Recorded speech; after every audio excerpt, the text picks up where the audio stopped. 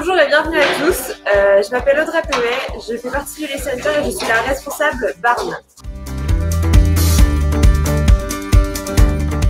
Le Barn, ce sont tous les robots périphériques, comme la gamme de nettoyage des sols, Lely Discovery, mais également la gamme repousse fourrage pour le Lely Juno.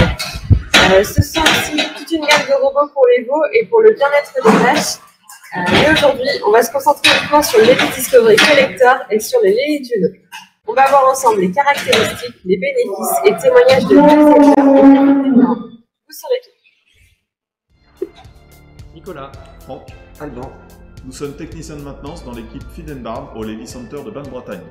L'équipe Feed & Barn est spécialisée et dédiée aux robots périphériques comme le robot repousse-fourrage Lely Juno, le robot racleur aspirateur à lisier Lely Discovery et derrière nous le robot d'alimentation Lely Vector. On accompagne nos clients dans toutes les étapes du projet. Montage, mise en service, aide à la prise en main et maintenance.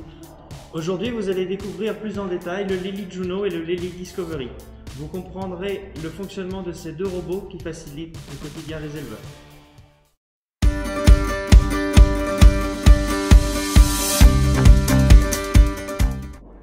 On va commencer par la gamme Discovery. Dans cette gamme, il y a le Discovery 90 spécialisé pour les sols de cailles petits et le Discovery Collector aspirateur pour tout type de sol. Le Discovery 120 est muni d'une cuve inox de 340 litres. Dans cette cuve, il y a deux poches à eau, une à l'avant et une à l'arrière, qui permettent de transporter de l'eau pour pulvériser le sol. Il a aussi deux roues motrices indépendantes. Ces roues sont gonflées au gel, ce qui les rend increvables. Pour assurer la fonction de raclage, à l'avant, ici, nous avons les raclettes de nettoyage. Sur la partie avant, nous avons le capot qui renferme les cartes électroniques et les capteurs. Vous avez trois compartiments. Un compartiment pompe à vide, dans lequel on retrouve la pompe à vide, le filtre à air. Un deuxième compartiment électronique, dans lequel on retrouve les cartes électroniques, la batterie, les capteurs ultrasons qui servent à la navigation de la machine. Et un troisième compartiment pour la distribution de l'eau sur les sols, la pompe et le filtre.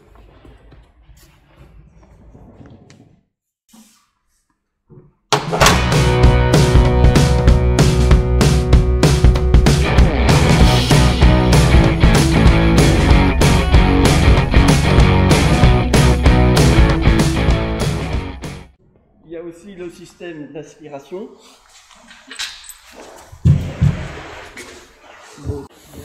Grâce à sa raclette principale, le lisier va se venir ici et va rentrer dans la cuve et va être aspiré par la pompe à vide.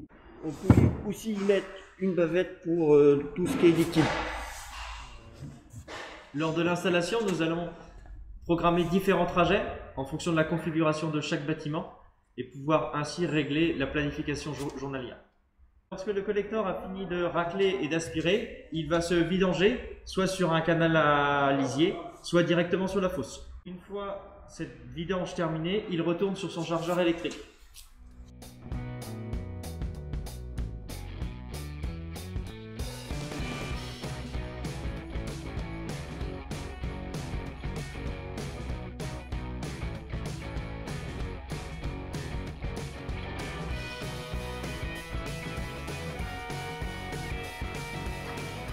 Voyons tout de suite le témoignage de Simon Clouet, éleveur en salle de traite à Safré dans le 44 et qui fait d'un Lely Discovery 120 depuis plus d'un an maintenant.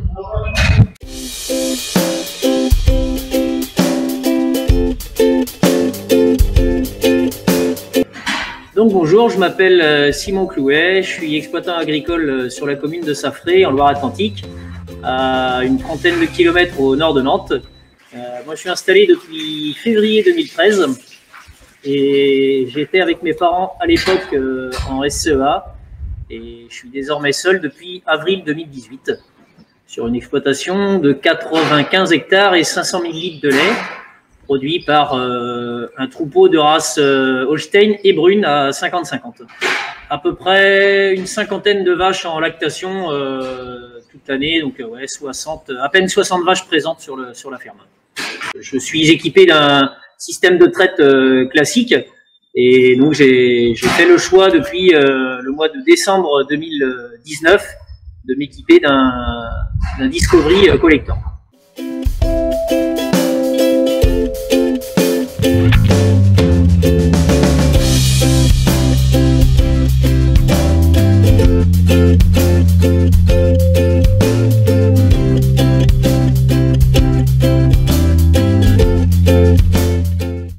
Donc suite au départ en retraite de mes parents, il a fallu repenser les bâtiments. Donc il a fallu réactualiser un peu le bâtiment qu'avait fait mon grand-père en 76.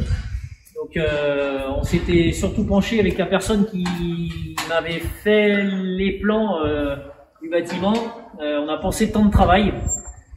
Et donc qui dit temps de travail dit aussi système de logement et nettoyage des animaux. Donc j'avais choisi un système de logement plutôt type lisier, qui plus est s'adaptait super bien avec le Discovery. Donc je suis équipé de matelas à eau avec genouillère à eau. Ici, du coup, on les voit. Ainsi que matelas Bioré Agri et filet bâche filet Agrotel. Voilà, avec des logettes qui étaient dans l'ancien bâtiment qu'on a démonté et remonté. Donc voilà les gros investissements qui ont été faits, sans oublier la partie charpente. Et donc j'ai fait le choix également d'enlever toutes les translucides dans le bâtiment quand j'ai rénové toute la vieille partie. Donc on peut juste dire que cet été, quand il a fait très chaud, les animaux étaient à peu près à 34 kg par vache. Donc même en bâtiment, elles ont quand même fait du lait. Là, le troupeau tourne à peu près autour de 31 kg par vache.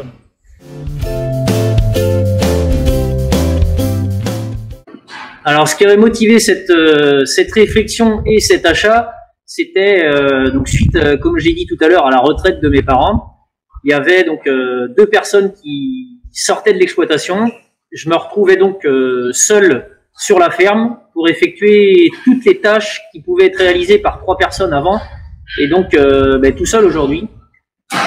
Donc toutes les tâches vraiment quotidiennes liées à l'élevage, et donc en plus particulièrement tout l'aspect soins aux animaux, de la partie nettoyage, paillage, en passant par l'alimentation, la traite, et on le sait tous que c'est quelque chose qui est très demandeur en main-d'œuvre. Donc le but c'était de pouvoir laisser un outil s'occuper de tout ça et moi faire autre chose à côté. Eh ben oui, puisque surtout un confort de travail, un confort pour les vaches, puisque par le biais du Discovery, on a quand même quelque chose qui s'étale sur l'année, et on n'intervient pas vraiment à un instant donné et spécifique où on dérange les animaux.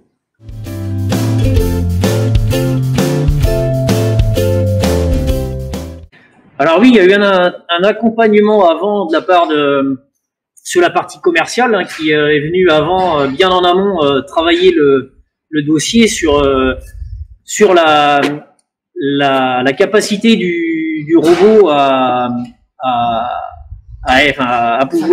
pouvoir aspirer la totalité du bâtiment qu'il y avait en surface, et surtout de voir justement les temps disponibles, les temps de charge, de décharge, donc il y a bien eu un accompagnement sur le robot avant, pendant, l'accompagnement de Franck de chez Lely qui est venu donc installer le robot. Ça a mis à peu près 2-3 jours, le temps de tout paramétrer, de tout installer.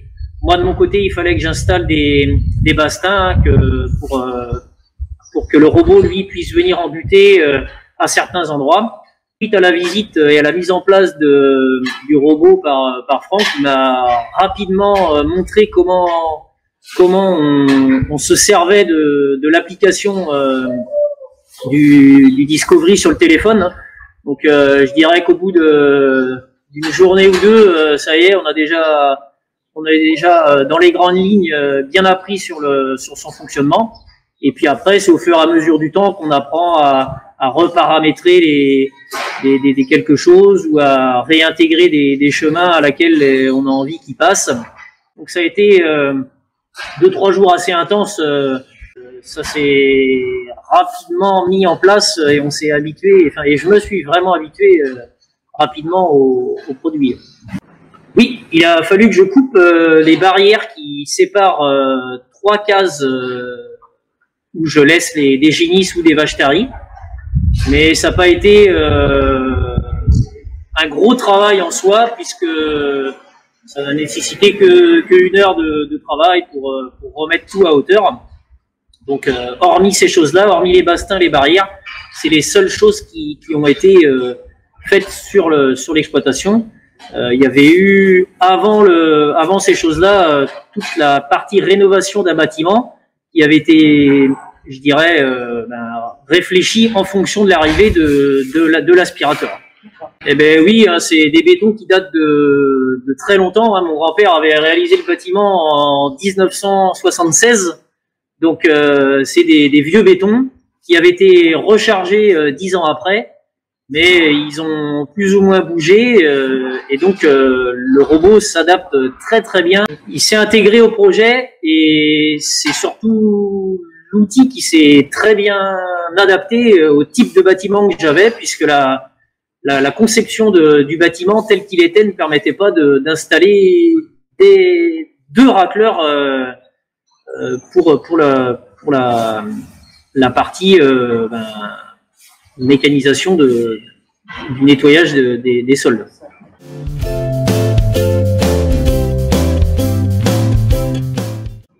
L'arrivée des animaux dans le nouveau bâtiment s'est faite en même temps que la mise en... Donc,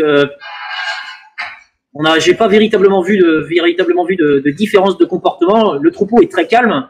On a un bâtiment qui est ventilé naturellement. Je suis équipé de matelas à eau avec genouillères à eau aussi. Et le troupeau est très calme. Le fait que les animaux se sont très très bien habitués au passage du robot. Il faut savoir que la race brune est une race très curieuse et que les quelques heures où le robot est arrivé, ils avaient tendance à le suivre même. Mais les animaux en une journée se sont très bien adaptés au robot, au même titre que l'éleveur d'ailleurs.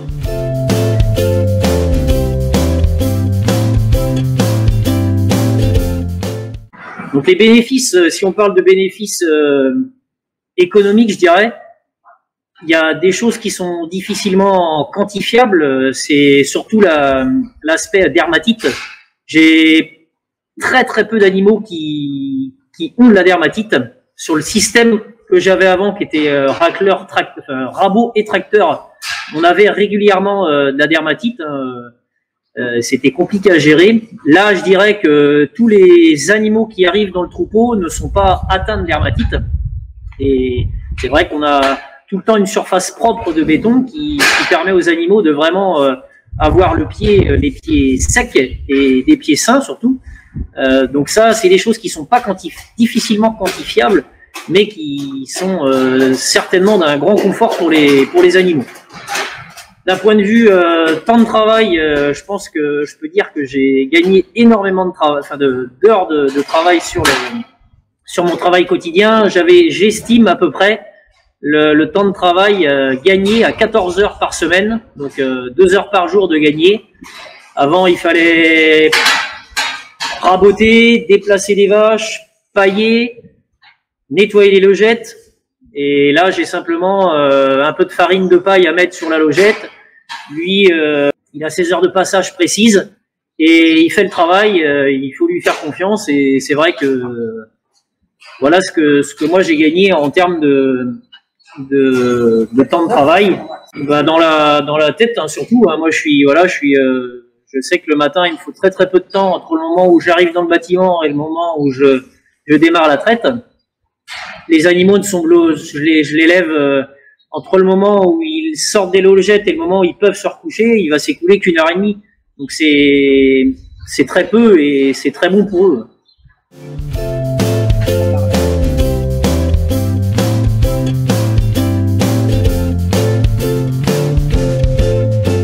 J'ai connu le robot par l'intermédiaire d'un copain qui m'avait un peu expliqué ce que c'était cet aspirateur. Et donc en rentrant un peu plus dans les détails, je me suis dit pourquoi pas ça chez moi. Donc quand je l'avais vu la première fois au SPACE, j'étais loin d'imaginer que 2 ou 3 ans après, je pouvais avoir ça sur mon exploitation. Et ça rentrait pas du tout dans mon plan de financement quand j'ai refait toute la partie là où il y a les rideaux. Mais en discussion avec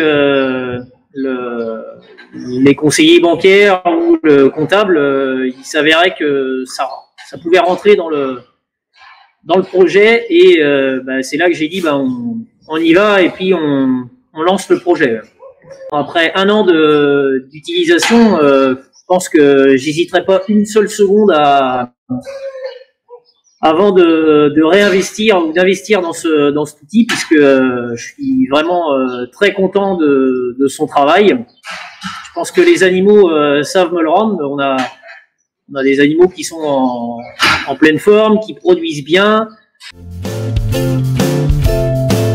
Donc juste pour continuer ou pour conclure, l'achat en fait de ce Discovery m'a vraiment aidé dans mon travail au quotidien. Et je voudrais aussi dire à tous les éleveurs qui se posent des questions sur un éventuel achat que voilà, on n'est pas forcément obligé de passer et de penser robot de traite avant d'investir dans un outil tel que celui-là.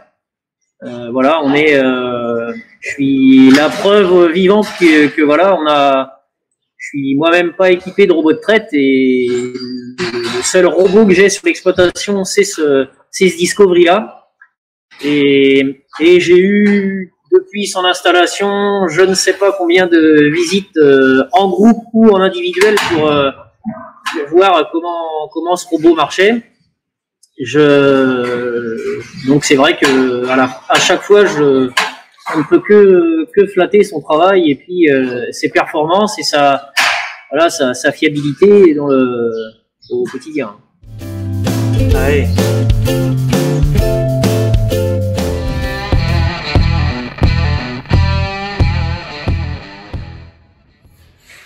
On passe maintenant au Lely Juno. Le Lely Juno est un repousse-fourrage qui permet également de repousser du fourrage vert. Sur le Lely Juno, on retrouve une jupe rotative qui permet la repousse du fourrage. On y trouve également un pare-choc de sécurité muni d'une clôture électrique, des capteurs ultrasons qui lui permettent de se repérer par rapport au cornadis, aux barres au carreau ou au mur du bâtiment. Donc, à l'intérieur, on y retrouve la partie électronique avec sa carte, une batterie et son accessionneur de jupe pour repousser à droite ou à gauche. Et ces 2 roues gonflées au gel également. Le Juno est capable de passer d'un bâtiment à un autre en suivant des plaques que nous fixons au sol lors de l'installation.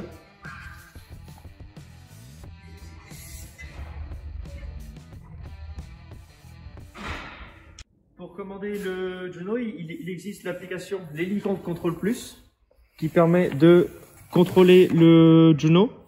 Il permet de programmer les différents trajets qui sont programmés à l'installation par le technicien. Et ensuite, avec le client, on peut définir la planification journalière de façon à ce que le Juno parcourt ses routes tout au long de la journée, nuit comme jour. Une fois que le Juno a terminé de repousser le fourrage, il retourne à son poste de charge afin de recharger sa batterie. Découvrons maintenant le témoignage de Frédéric Peignet, éleveur robotisé à Concours dans le 35 équipé d'un Lely Juno depuis moins d'1 an et qui voit déjà les bénéfices sur sa production de lait.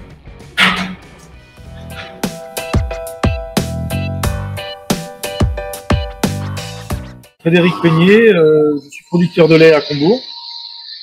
Je suis seul sur l'exploitation. Je produis un bon 600 000 litres de lait avec une soixantaine de vaches. Je suis équipé donc en robot de traite Lely depuis 2002. Ensuite, j'ai changé pour un A3 et en 2017, j'ai changé aussi pour un A4. Et en août 2020, je me suis équipé donc d'un Lely Juno.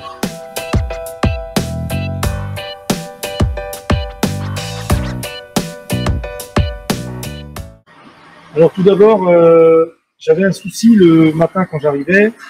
Il y avait souvent un sillon de maïs devant l'eau que les vaches ne pouvaient plus atteindre.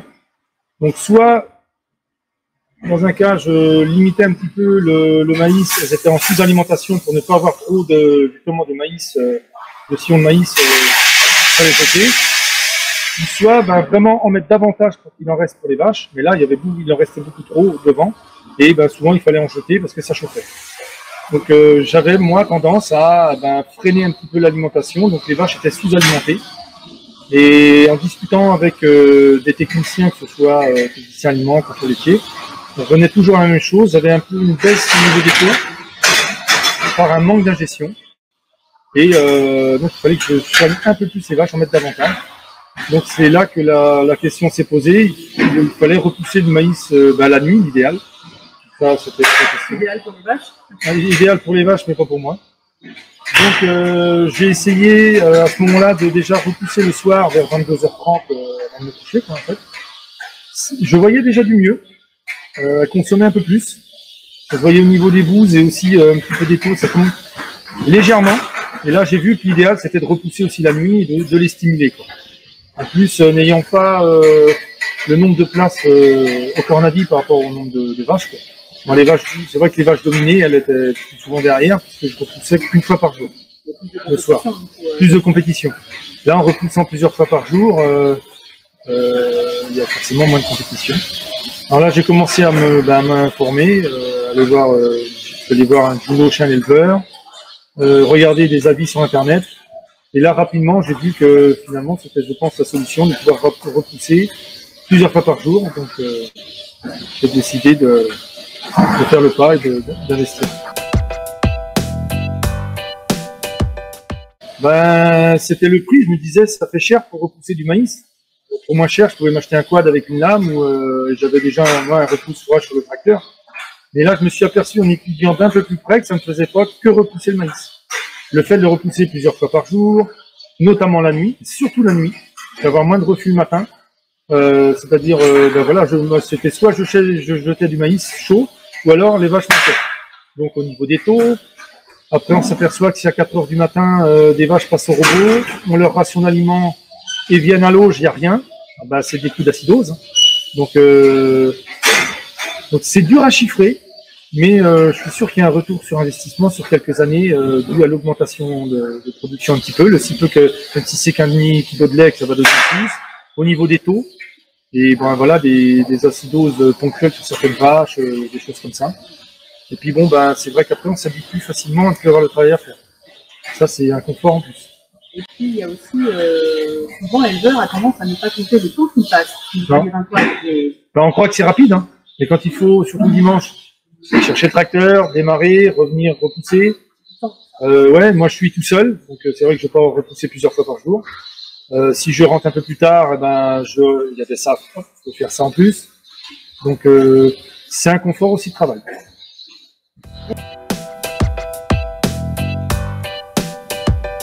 L'installation s'est faite sur une journée et le technicien arrivé dans la matinée, il l'a installé le soir, mais en partant, c'était en route. Il y a eu des petits réglages à faire le lendemain, il a fallu repasser, affiner quelques petits réglages parce que moi aussi c'était nouveau. En une journée, il m'a présenté rapidement le soir le logiciel, si on veut, sur mon portable, sur le téléphone, voilà, il y a une application. Donc j'avais quelques questions le lendemain, il est repassé le lendemain, parce qu'au début il faut programmer les routes, là il y a 3 routes de programmer, une fois que c'est fait, il y a le toucher. Hein. C'est juste les horaires que j'ai affinés les jours suivants, en fonction de ce que je voulais. Et puis après, ça roule. Hein. Il vit sa vie et moi la mienne.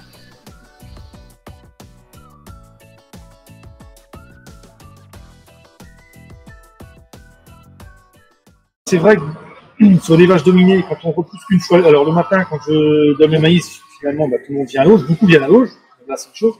Et comme je ne repoussais qu'une fois par jour, le soir, bah, c'est pareil, beaucoup venaient à l'auge. Donc les dominées, elles, bah, restent souvent derrière. Là, le fait de repousser plusieurs fois, ça fait comme un roulement dans le bâtiment en fait. On n'a pas cette impression-là que tout le monde vient au même moment. Et avec le robot de tête, c'est bien, il y a déjà un système de roulement dans le bâtiment. Et là, je trouve que bah, ça se marie bien les deux ensemble. Il y a moins de compétition à l'auge. Elles ont moins tendance à repousser le maïs, elles, donner des grands coups de tête. En général, c'est ce qu'elles font quand on repousse tout d'un coup. Que là, bah non, elles ont tendance plutôt à vouloir manger, parce qu'ils repoussent lui vraiment qu'un petit peu à chaque fois. Ils poussent le maïs. Et elles ont tendance à manger ce qui vient juste de pousser, et puis après, bah, manger ce qu'il y avait encore de disponible. Ça fait un peu plus serein. Ouais, je trouve. Moi, on les dérange pas, en fait. C'est leur train-train, quoi. Et moins on les dérange, mieux c'est.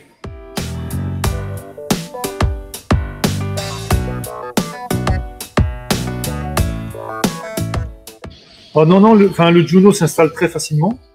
J'ai juste dû faire un petit abri, parce que j'en avais pas pour la borne de charge. Et le Juno, c'est mieux qu'il soit abrité quand même quand il est à l'arrêt. Sinon, ils ont juste placé des plaques au sol, donc il n'y a rien de... Non, il n'y a rien eu en modif, quoi. Juste un petit abri à faire.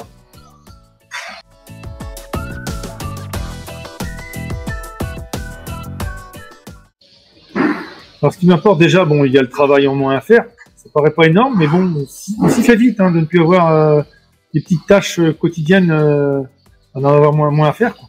Ça, on s'habitue vite, surtout le week-end. Mais c'est surtout, moi, ce qui m'a soulagé, c'est le matin, ma problématique de est-ce que je sers un peu en alimentation pour qu'il en reste le moins possible, ou est-ce que j'en mets plus, il faut tout enlever le matin. Là, aujourd'hui, c'est très bien géré. Quand j'arrive, tout le maïs est accessible, parce qu'il repousse le dernier passage doit être à 5h30 le matin. Et quand j'arrive, moi, tout le maïs qui reste est accessible, et en général, il n'en reste pas beaucoup. Et c'est appréciable de voir ça, de savoir qu'on ne va pas balancer de la nourriture. Parce que ça commençait à être un problème pour moi. Ça.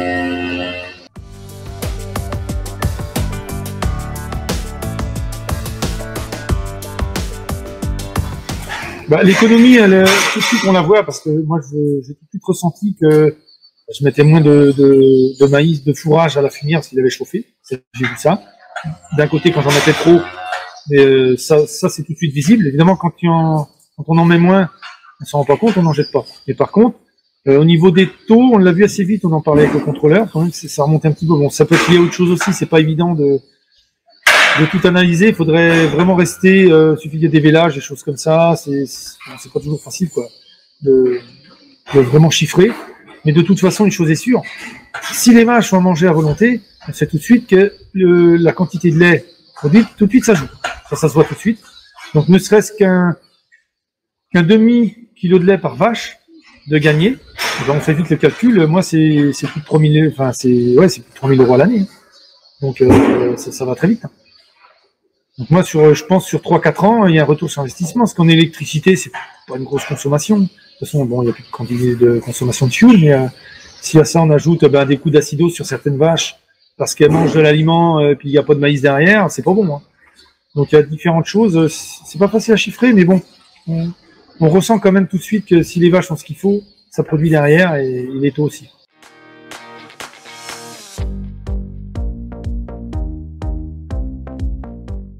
Ben non, non, il est bien ici. C'est vrai que honnêtement, quand je le voyais au space, je le voyais comme un gadget.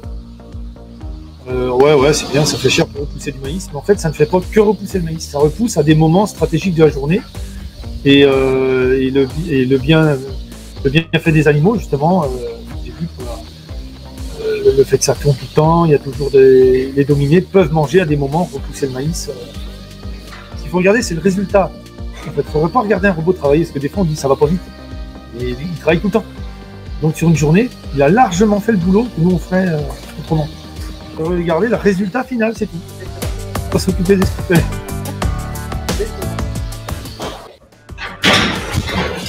Ça y est, nous arrivons à la fin de ce reportage. Merci à tous et à toutes de votre attention. Nous espérons que cela vous aura permis de découvrir ou de redécouvrir les avantages de ces robots qui sont de vrais facilitateurs du quotidien. Vous savez désormais à peu près tout sur les robots. Discovery est toujours. Et comme chaque exploitation a ses propres contraintes et ses propres besoins, je suis à votre disposition pour échanger sur votre projet et construire ensemble une équipe personnalisée. Pour me joindre, c'est juste ici et je vous dis à bientôt.